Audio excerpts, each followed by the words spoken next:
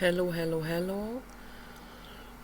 Today is real strong weather and strong wind, but I was able to do grounding outside for a while on the grass, which is great. And Paul had a fire in the fire pit. He is burning old 2x4s that had rotted and different wood scraps, and sometimes also twigs from the trees that had fallen down. I personally would not make fires, but he likes to do that. Also to help to the decomposition process.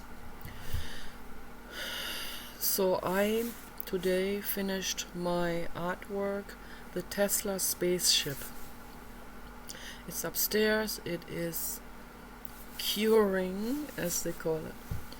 And once it's finished and all the paint has dried and it doesn't smear anything around, then I can set it up and put it on one of those cardboard boxes that I have there that I had already painted. I set it on top of that, and then because it stands up and it leans against a wall, and so I don't even know, it becomes more and more difficult to even figure out a place where I put my artwork, so now I have to put them on top of each other, but that's okay. I will put that on top of the other painting, and then I might take this computer or the tablet. I think I'm gonna take this computer here upstairs and film that to show it. But right now I want to talk about things that Jiddu Krishnamurti was talking about. I want to talk about surrender to the now moment. So that's really on my mind. I have been singing Alexandra Nefedov's songs today for a couple of hours. I've been also looking at old photos from LA. Our old dogs, Ludwig and Samantha, in the flower field, and soaking with the dogs in the hot spring pools. Nice memories. So, and singing the songs by, there's a kitty down there, singing the songs by Alexandra Nefedov always makes me cry and sob and cry rivers,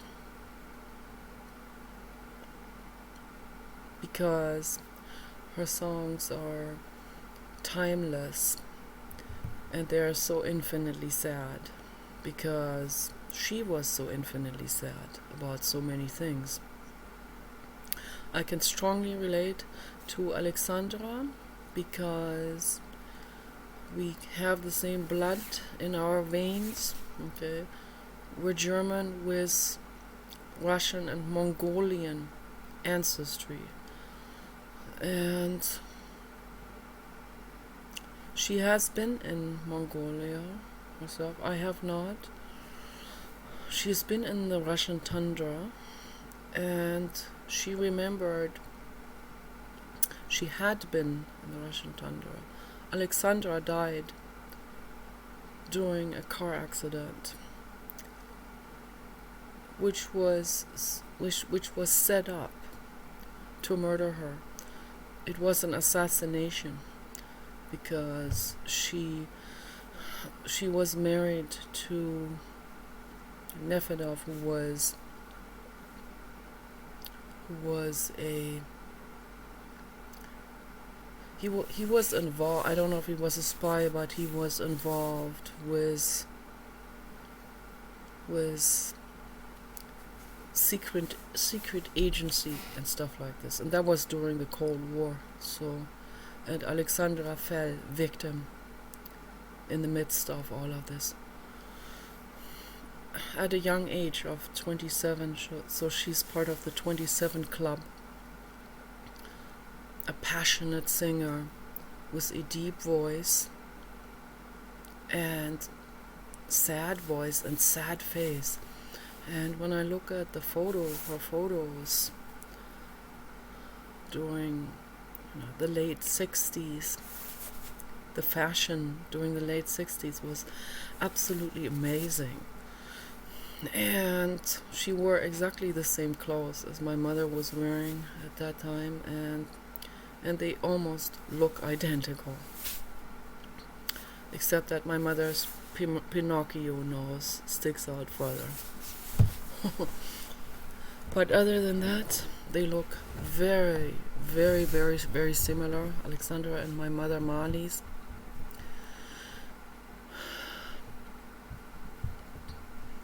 And mentally, I have a lot in common with Alexandra. So when I sing her songs, I feel those songs, I feel that sadness. And it also ties in with my own life and with my own desires and with my own attachment to certain areas and to the environment, to planet Earth, to the trees, to the plants, to the animals. So she had that attachment to all of these, and then she wrote a song for her son Alexander, who is my age. And so when he was a baby, she wrote that song for him. She already knew what her husband was about. She knew that the corporate agenda was after her. They had already been writing her threatening letters.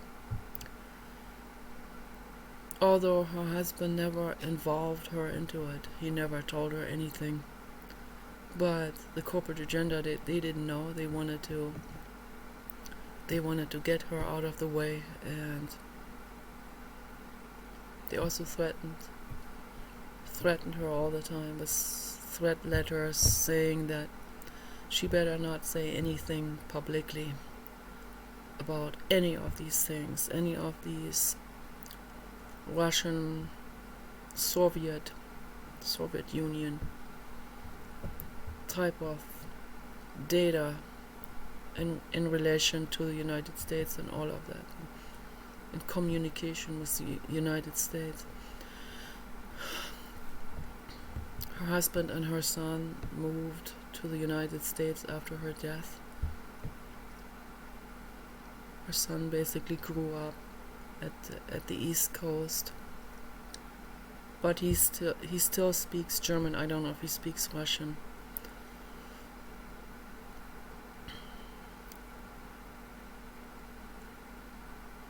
So when I hear her, when I read the songs, the lyrics always makes me so sad. When I sing it, I sob. I completely sob loud into the room. So she wrote this one song for her baby. She had one child, Alexander, and that song. I have the book out there, the lyrics book. I don't want to go over there right now, but what she wrote for him was, keep your heart pure. Don't contaminate yourself with the cruelty and the brutality of the world that we live in. Dream your fairy tale dreams in your sleep, my child. And when you wake up, pursue your dreams, keep your heart pure, stick to good people in your life. She already knew.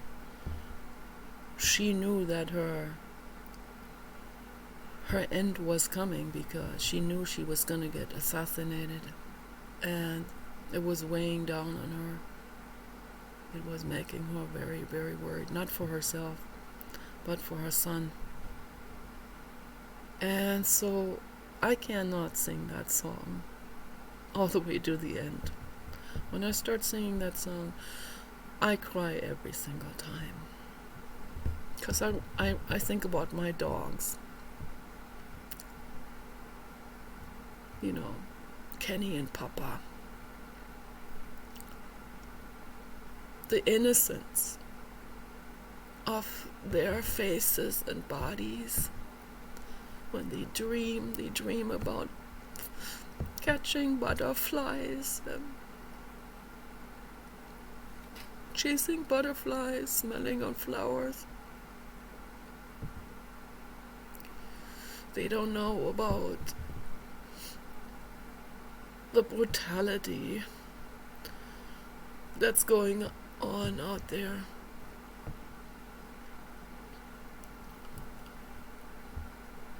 The brutality of ego from the human species. Not all humans, but as Rockefeller said, every man has his price. You know, people are corruptible. They would never work for this or that corporation unless they get paid. It's all about money, selfishness, job promotions, and so on. And it's infinitely sad. And then because of that, it snowballs. You know. Any blue-collar worker who gives in to corruption in some way, in some form, feeds the humongous machinery of corporatism, of corporate agenda. Every time they give into it, every time they buy into it, every time they enslave themselves for that, because they think this is their only chance to get a job, blah blah blah. They need this. They need this apartment or whatever so that they can get a girlfriend. They need to have good clothes so that they can attract a woman, and they don't think about the consequences of all of this. When I suggest to people, move out of that market enslavement, paying $2,000 for rent or something is like the majority of your paycheck. Move out of that. Abandon that. Get yourself an old van. Get yourself a rundown VW hippie bus or whatever. Get yourself an old schoolie. There are people that are fixing up school buses. No, they don't want to do that. They don't want to be associated with hippie. They think they can't get the right girlfriend if they do this. Oh my goodness. You have no idea what right girlfriend will come if you have that old schoolie. But they're so programmed. They are so stamped into this machinery, that's so indoctrinated into it. They don't question it.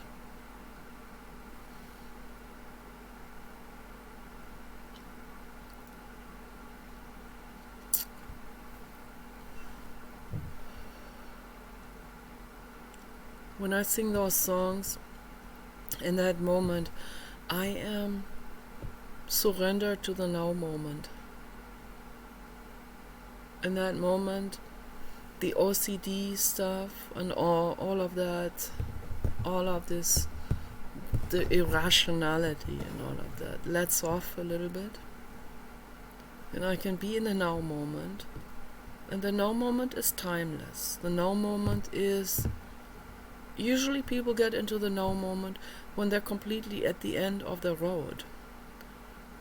When they're about to be executed, or someone on their deathbed or something. looking back on their lives and regretting many things.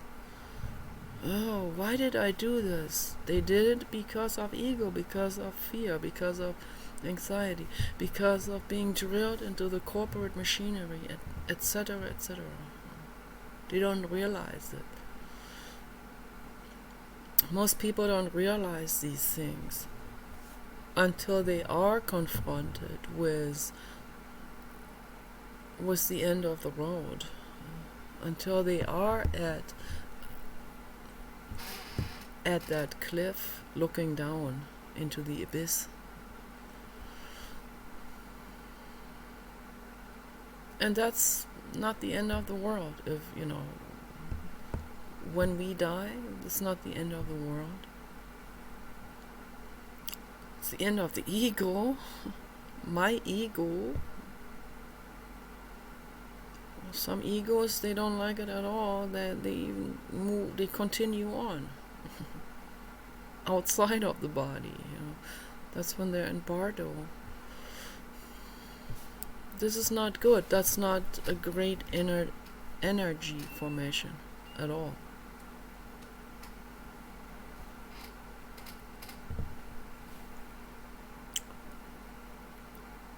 There's one song that's my favorite song called Was ist das Ziel? Which translates into what is the goal? And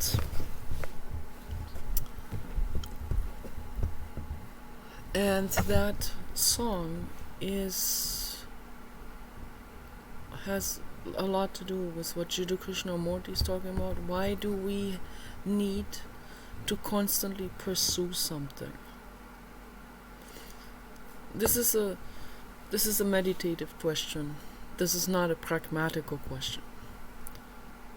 In practice, we are pursuing goals, and we need to pursue goals. We need to think about plan A, B, C, D. We need to think about the future. We need to plan ahead. Of course we need to do in the field of reality, as Jiddu Krishnamurti and David Bohm were talking about. We live in the field of reality. But psychologically,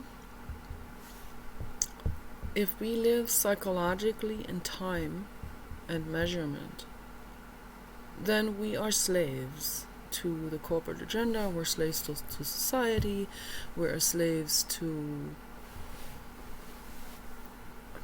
our identifications, our egos,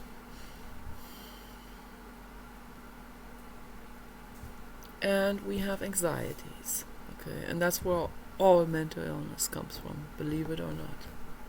All types of mental illness come from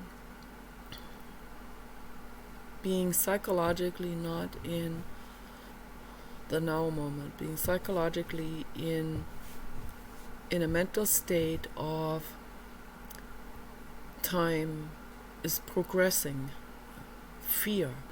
What if? Time is progressing. What if, I get older, which I am. What if we get sick? What if we get this or that? What if a car accident happens? What if I'm being rejected? What if I am never gonna become a famous artist?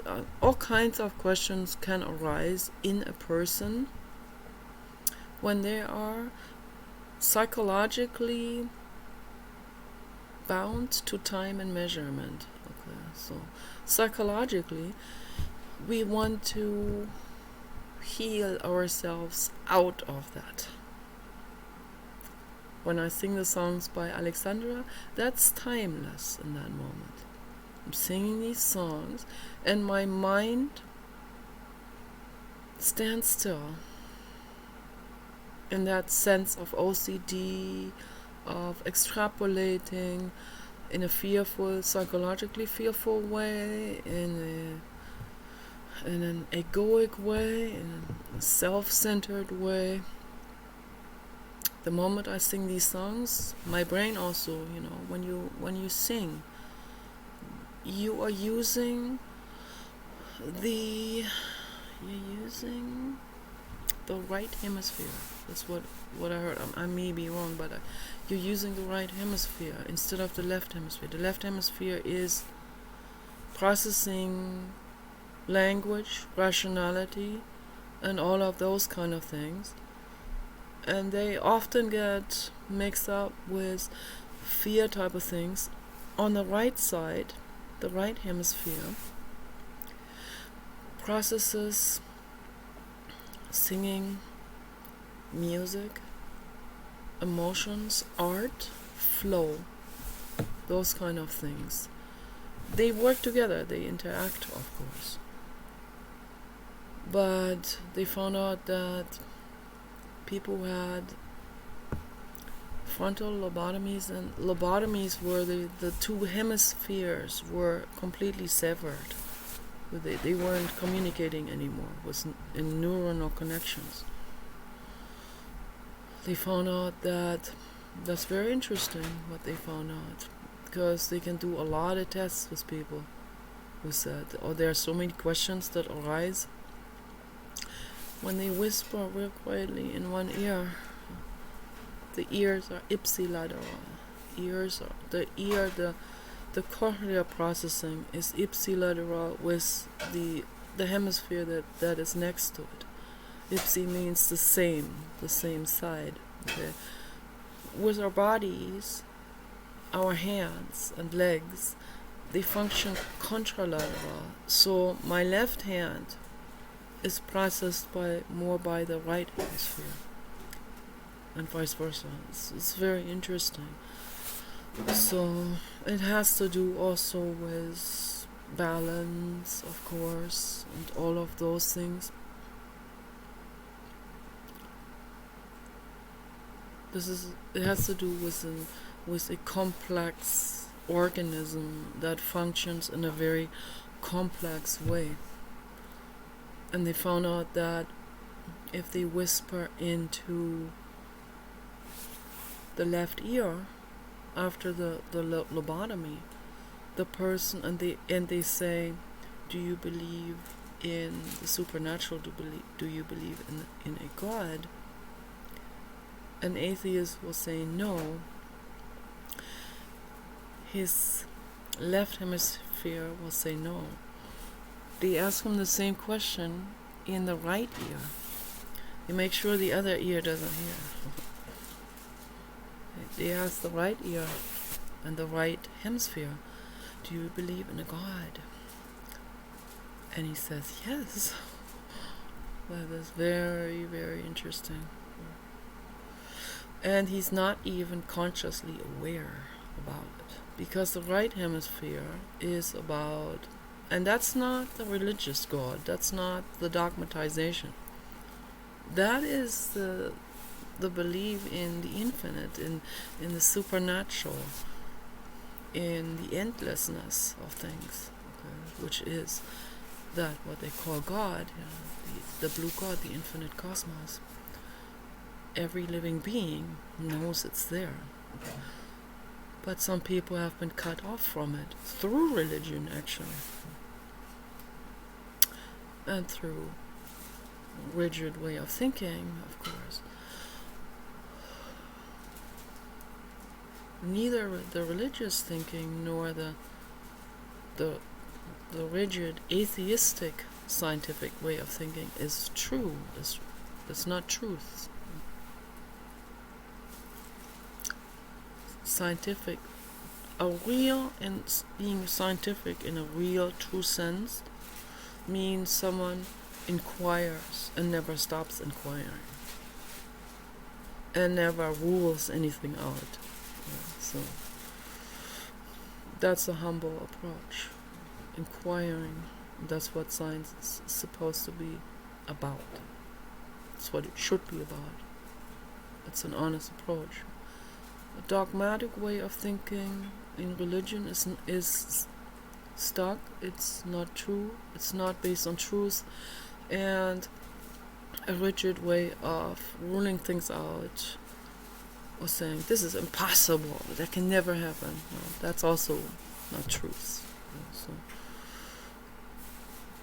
The truthful way of thinking is through the artistic brain, the right hemisphere. And if that interacts in a fluent way with the left hemisphere, then we can do something. Then we can create something amazing. We have to have the left hemisphere in order to meander through life. Of course, we have to use measurement in order to survive, in order to create the right machinery and so on. We have to create homes that withstand the wind, of course. We need the left hemisphere for that. We need comprehensive processing power for that. The right hemisphere is absolutely necessary to move us forward. Great inventions often come through the right hemisphere, because the right hemisphere is artistic, it's boundless, and it does not let anything block it or cause itself to go into some kind of stuckness. It would never allow that. It just keeps going. It keeps searching. It's endlessness. Music is part of that. That's why we are mesmerized by music very often. The Requiem and the Great Mass by Mozart. Those are my absolute two favorite compositions in the world. Into eternity. Mozart knew eternity. Those were written for the Christian church, but they're not stuck in that. They were written for that, as in, we use that as a basis with the words and all of that, blah, blah, blah. But it's pure art. It leaps out. That cannot be in any way be tethered to that religion. Art does not let itself to be tethered. Art is freedom. Every living being should be free. When I watch the birds outside, they have a great house there, like a high-rise building made out of that what looks like maidenhair fern, but I don't know if it is maidenhair fern. It is a climbing plant. It's a type of ivy. And that has taken over that one tree, that young tree. And then we think, that takes over everything. And then in time, it would grow over the entire house here and engulf the whole house. It would in time, if nobody cut that away. And then it would be like the fairy tale, Dornröschen. When in that fairy tale, the rose brushes grew over that castle for 100 years until the right prince came and cut that open and kissed the princess, the sleeping princess. And when she woke up, the entire royal court woke up with her, and they continued as if nothing has happened. So that's a fairy tale. This maidenhair fern doesn't have thorns, so it's really not. It's not an armor or anything, but it can grow over everything. But the birds really love it, They make nests. The hummingbirds, they have a nice home in that keeps them warm in the winter time. Everything has its niche and purpose. Animals should be free. I love seeing free birds. They play with each other. The large prey birds, they play with each other in the sky. They do amazing acrobatic stuff with their hands. They hold on to each other's hands. They twirl around each other. It's almost like figure skating in the sky. It is amazing what they do. They live art. They don't need rational thinking, or they don't need the measurement or anything for that. they just live that out. They have humor. Art is humor. True humor is art.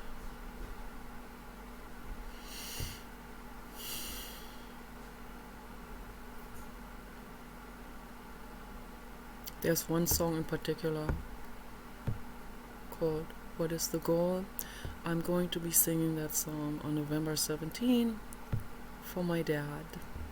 That is what I want to do. So I kept it there on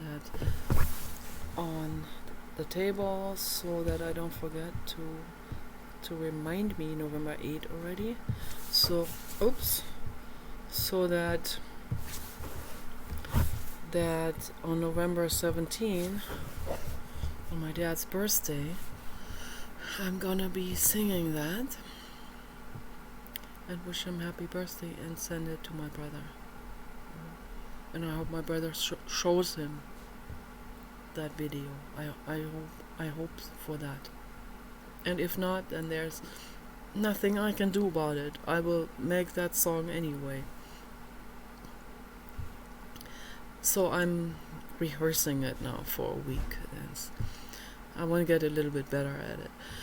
The intonation has to become better, and my voice has to become better, and it has to be more precise. The breathing has to be more timed. All of this.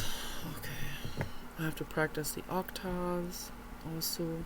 I used to play the violin, so that's how I learned a little bit about music and sheet music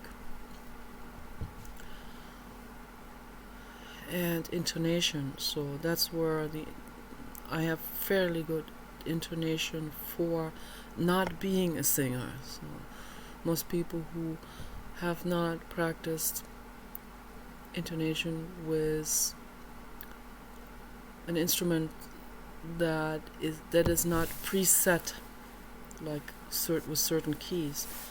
With the violin, you have to practice intonation with this because there are no set borders. On the guitar, you have some metal borders that give you a guide. On the violin, you don't have that. You can go all the way from all the way up to the highest pitch, and back down, and your brain has to find the right intonation. That takes practice. So I played the violin for about 14 years or something. So from 7 to whatever, to a teenager, and then I quit because I always had performance anxiety, and that was really bad. Has to do with my childhood trauma. It's very sad because I liked the violin. I also liked singing, but I was terrified to sing in front of anyone because of performance anxiety, because of the trauma.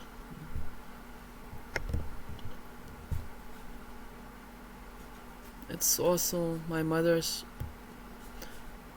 pain, and she's unconscious about it, and she passed that on to me. So, but in that song, it is about what is the goal. Was ist das Ziel in diesem Spiel, das der Natur seit je gefiel? What is the goal in this game that nature has loved to play forever into all times?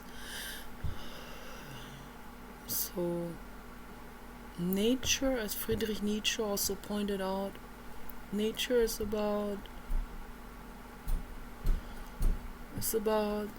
it's cyclic, so things are happening in cycles, and they're somewhat in a similar way being repeated. So nature has this has this routine of the moon being lit up by the sun in whole. Then the sun moves around the earth, casts a shadow on the moon. The moon looks like the moon is only a half moon, but it's still a whole moon, but we can only see a part of the moon because the shadow of the earth shines against it. And these are cyclic movements. So periods, cyclic movements. The moon has an effect on the oceans. It has an effect on the magnetism of the water in the oceans. It can draw the water in or out. This is all cyclic.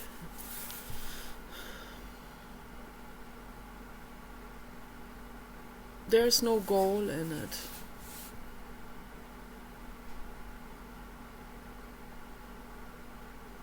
It just is. Movements, rhythmic movements of nature. Winter, summer, all of this in rhythmic movements. Now we have autumn. I like the word autumn. It's nice. I think the English use that word. And that song is particularly written for November.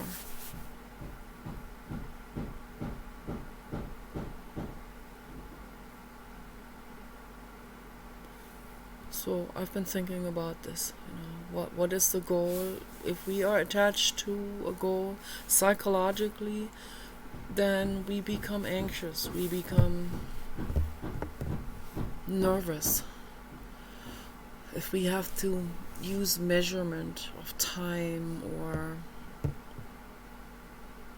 length or whatever,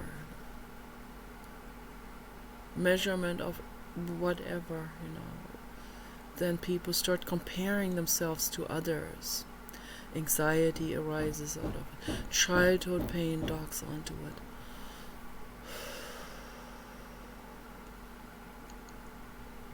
The moment I sing, I am in the now moment. It's nice. When I make art, my brain goes in and out of childhood trauma. And when I'm in childhood trauma, I am in the thinking about the psychological measurement, of course.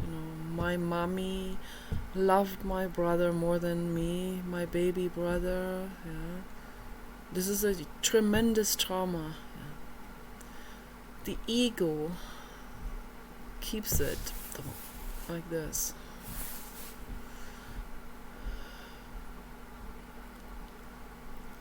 The ego keeps it encapsulated. And so it keeps poking us through that, throughout our entire lives, whatever comes up. If we haven't resolved it, then present time docks onto it. With different people, with different things. Okay. Anxiety. What if I'm not loved? What if I'm rejected? What then? I will fall into an abyss, and then what? I'm not prepared for it. I will be so devastated. I won't be able to do anything. Some people have fallen into that abyss. I have known people like this. Interestingly, their mothers and sometimes their fathers were psychologists. Those are always the ones that are mostly loaded. I'm not blaming them for being psychologists. It's just they shouldn't have had children. They weren't ready for it. Some of these people, usually women, they fall into that abyss at some point in their lives, and then they can't even get out of bed for a year. Some committed suicide. I knew one woman, her mother was a psychologist, and her sister committed suicide. She herself fell into that abyss, I don't know, at a young age, 25 or something. Couldn't get out of bed for a year. Was really bed-bound psychologically. This happens to us, you know. Jiddu Krishnamurti talks about it, and he says he doesn't know if people are able to do this, what he's suggesting to do. But we can at least put our minds onto it, onto that inwardness process, and that's a meditation, really. And there is another thing, there's a short poem by Johann Wolfgang von Goethe, a German poet. And it's very interesting. He suffered throughout his whole life, also psychologically. A light worker soul. He meant well, very unconscious, but very, very much interested in wanting to be in the now moment, wanting to be in nature, observing the flow of nature, wanting to be that. But it's very difficult. Childhood trauma, somewhat in the middle of soul development. And he suffered, and it was always about romantic love that didn't go very well, and he wrote one book, Die Leiden des jungen Werther, that translates to the suffering of the young Werther, and I guess that was his last name. I don't know, but that was really his own story. He was in love with a woman who was married, and he could not get her, but he had a non-physical relationship with her that was very intimate, because they had a lot in common in terms of intellectualism and poetry and belletristic and fairy tales and well-written books with a meaning, with a deeper meaning, and they were in letter exchanges a lot. And he was madly in love with her, and she loved him too, but she was married, and she didn't want to give up the wealth that she had with her husband, although she was more attracted to Goethe. So, and out of that came that book, and in the end, that young Werther commits suicide. It was sort of like something that he himself had been playing with, but didn't do. It also takes enormous guts to commit suicide. But he was really pursuing nature and all of this, and he would go out alone into nature. Friedrich Nietzsche did that too. Friedrich Nietzsche would go out in the Swiss Alps all by himself during the summertime. Go all the way up into the very summits, just hiking there by himself. And then he would say, "It's lonely up here in the sky. Nobody follows me up there." He also meant that intellectually, of course. So, and Goethe and Nietzsche, although they were not contemporaries, they had they had something to do with each other soul-wise. I know that Nietzsche was an admirer of Goethe, and they have known each other also in past lifetimes, of course. So both of them in the middle of soul development. Nietzsche was an indigo, Goethe was a light worker, which is one level below. But it's not hierarchical in the egoic sense. That's just Nietzsche had some more lifetimes past him than Goethe had.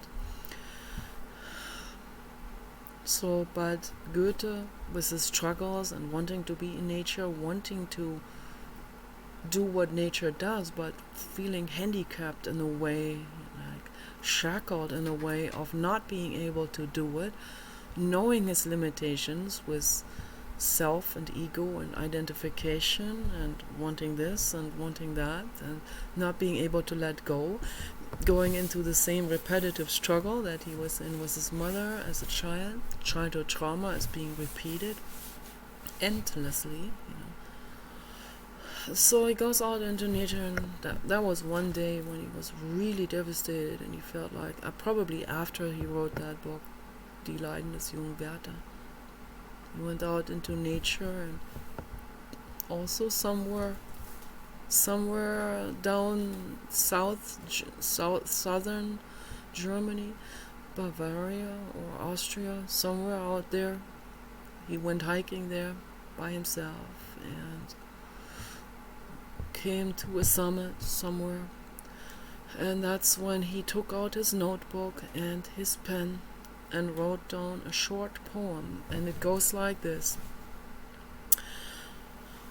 Über allen Gipfeln ist Ruh, in allen Wipfeln spürest du kaum einen Hauch, die Vöglein schweigen im Walde.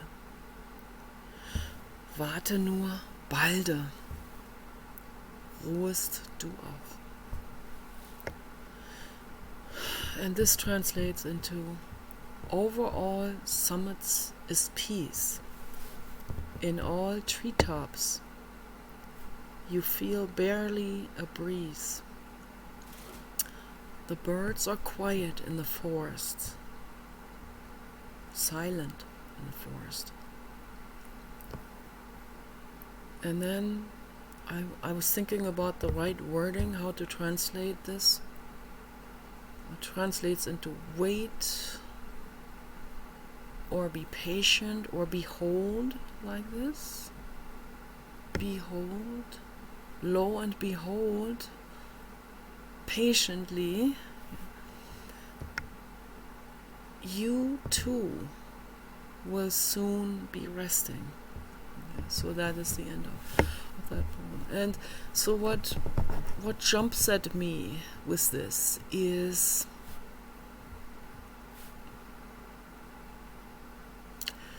that word resting. And that brings me back to Judy Krishnamurti and David Bohm, the discussions of 50 years or more. Resting. Why are we not resting? I'm trying to, like Goethe, I'm trying to, like Nietzsche, I'm trying to be looking into nature and reminding myself, yeah, I'm in the flow. Okay. But my ego, my childhood trauma and all of that, the ego holding on to the childhood trauma, of course, then makes it difficult for me to breathe, makes it difficult for me to relax. I have anxiety. I do OCD rituals. Doing OCD rituals is a form of resistance and clinging. That's not being in the now moment. It's anxiety, and it's acting out on it.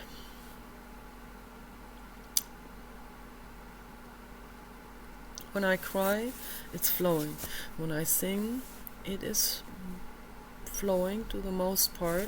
When I do my artwork, sometimes I'm in the flow in that process, but it goes in and out. It comes, memories come back, clinging, anxiety comes. But when it comes up while I'm painting, that's the interesting part. Then the painting which is flowing, the painting talks to the ego and says, let go. And I go, yeah, it's coming up, childhood trauma, and then I can cry, oh, over that. I can cry about being stuck in that pain. So then I have self-pity, which is okay, it's perfectly okay to have self-pity. Don't listen to anyone who says it's not okay. Jealousy is okay to have that. Just become aware not to act it out on anyone. Take it into your own mind. Take it into that inwardness meditation process. It's very important. The ego dissolution funnel. Take it into that. Remind yourself, oh no, I don't want to struggle. I don't want to act it out with someone else. Let me sit here. Whatever other people do, let them do. I'm sitting here. Okay, my pain wants to come up. Okay, it wants to say something. Ego, relax. I'm not gonna do OCD rituals right now. It's okay. You're safe,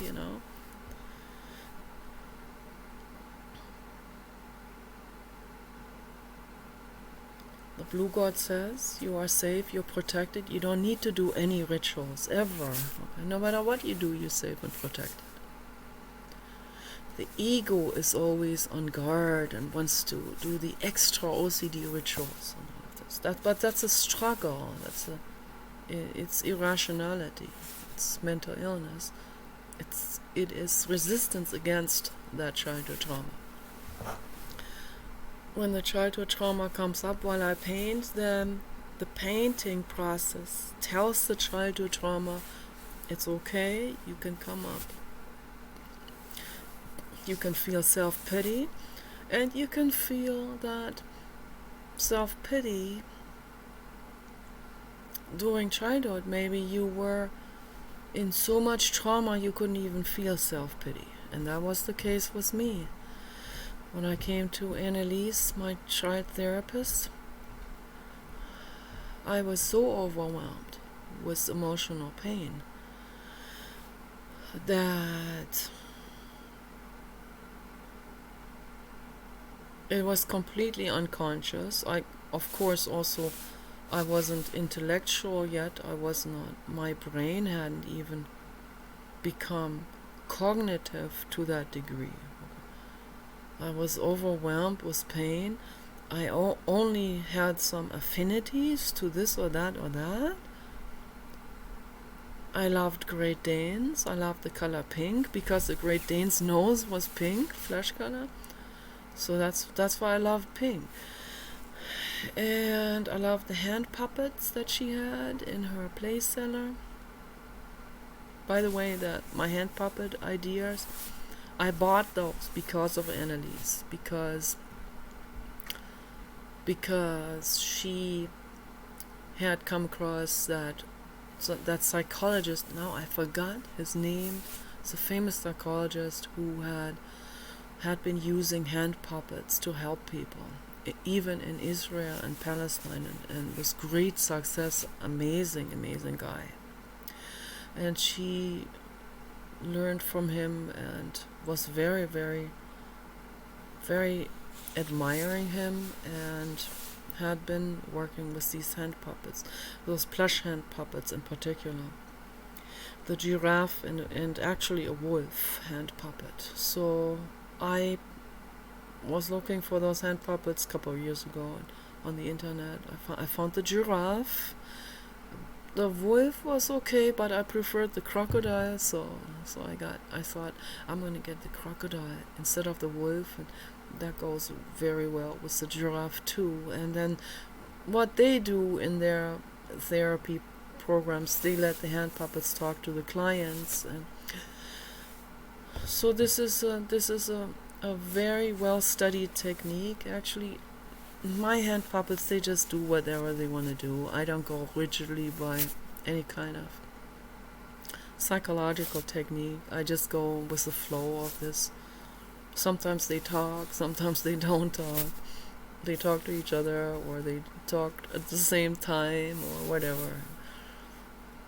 They're more like assisting me on getting some points across or something. But Annalise, she had the real old-fashioned original hand puppets that were rigid, like made out of a hard plastic, and the crocodile's teeth would clap together like this, clap, clap, clap, clap. And I would say to her, "This is the crocodile, that's my favorite hand puppet," I said to her already at age 5. So I said, "This is a crocodile. You must never be mean to that crocodile," I said to her. "Never, never be mean to that crocodile." And just recently, because of lots of diving into this, and also talking to other people that are very mentally ill on the internet, I don't know whether they are more mentally ill than I am, or not, or I'm more. It doesn't really matter who is more mentally ill. We all have trauma. Okay, it doesn't matter. No, we don't want to measure each other again, and say, "Ha ha, you are more mentally ill than I am." No, that's the ego. Don't listen to that. That's bullshit. We all have trauma. People deal with that trauma in very different ways. Okay. And I talked about that many times in my videos. One way we absolutely don't want to deal with that is in cluster B forms. Psychopathy, narcissism, acting it out on other people, revenge, all of this, retribution. All of these things don't work, okay? They get people into serious trouble. They cause serious suffering in the world. Sadistic behavior causes endless suffering, okay? It all goes back to childhood trauma. It all goes back to feeling completely unempowered. So, as a child, I already had a premonition when I said that to Annalise. You must always be good to the crocodile. Okay. Now, just recently, I became very well aware of that statement.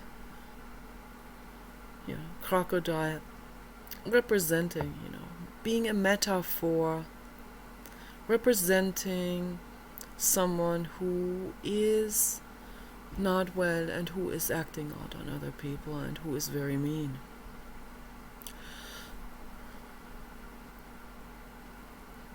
A psychopath, a criminal, and so on. You must never be mean to the crocodile. This is very, very true. Okay. And I came to realize, and that's just a recent development in my personal mental development, that has to do with my own psychological learning and healing process. I was really mad at Governor Newsom just like a couple months ago still, for wanting to let every criminal out and for saying nobody should be incarcerated. Now I come to the realization he is absolutely right. Absolutely right. I don't know what his personal motive for doing that is. He wants to get reelected, right? So I have come to this understanding now through a very long winding philosophical psychological process where I understand, my gosh, we don't want to incarcerate macaws. We don't want to incarcerate birds. We don't want to incarcerate any being. Why do we incarcerate criminals? Of course, to make the community safer. That's the intention, right? But those are also suffering beings. Yeah, we put them into incarceration. Some people are put into a prison cell where they can't see anyone, and solitary confinement even.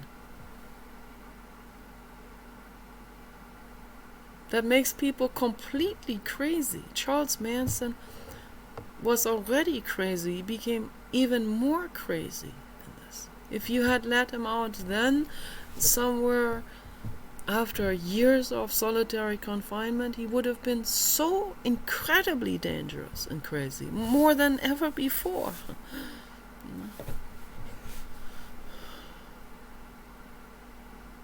And toxic and hateful and all of that, okay?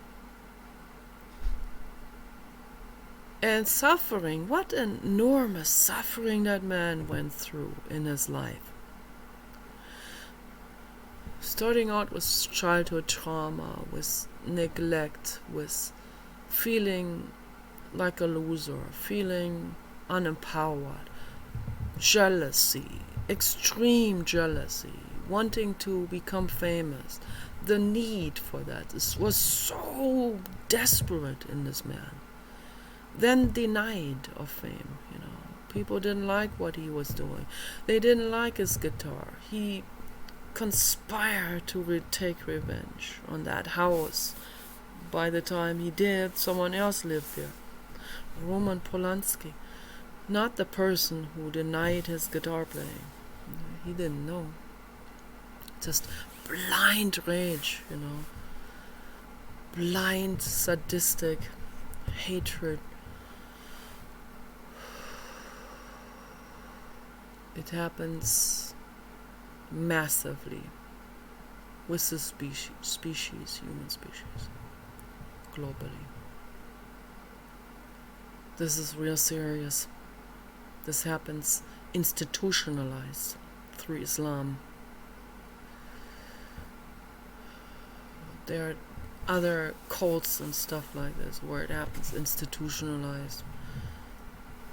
There are cults and groups that egg each other on to do terrible things, and they measure each other up on who has done the most amount of terrible things, and they get trophy accumulations for that.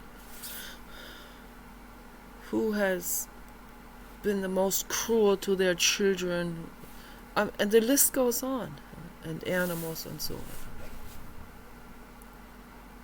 Where the brain, the mind,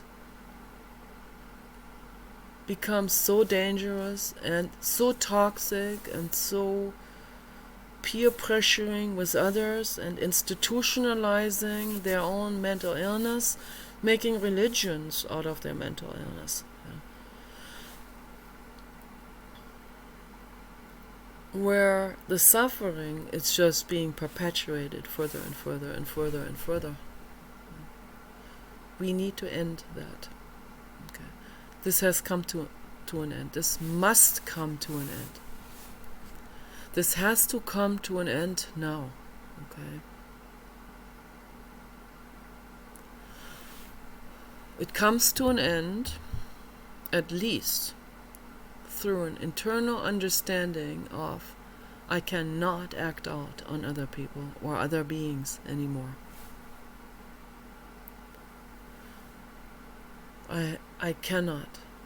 Whether we are able to go into the inwardness meditation process or not, we have to come to the understanding that we cannot act out on other living beings anymore in any negative, tormenting way. Whether it's done through greed or sadistic revenge or an unempowerment to feel more like they got power over someone else, or whatever the egoic motive is. No more. It's not an option. So if my videos can bring awareness on that, just to that level, then we have accomplished something. We don't want to perpetuate suffering any further in the world. Don't do it any further. Every one of our lives depends on everyone else making the world a better place. Okay? We all depend on this. This is very important. Let's come to the realization that we don't need a psychological goal, we don't need psychological measurement, we don't need psychological time. You are perfect the way you are under full body anesthesia. No, also without full body anesthesia. If you don't act it out, okay? Your body cells don't want to act things out on other living beings.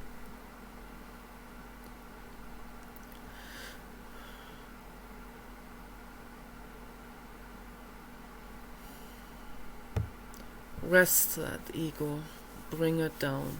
Say, sit down, ego. Sit down, ego. Don't compare me to anyone anymore. Don't compare yourself to anyone anymore. You are perfect the way you are, just right now where you are on that couch. Love yourself, feel compassion for yourself, go into that now moment. Be good to yourself, be good to your body cells. Okay? Go onto the holistic healing path. Okay? So that's my message for you. Take care. Bye bye.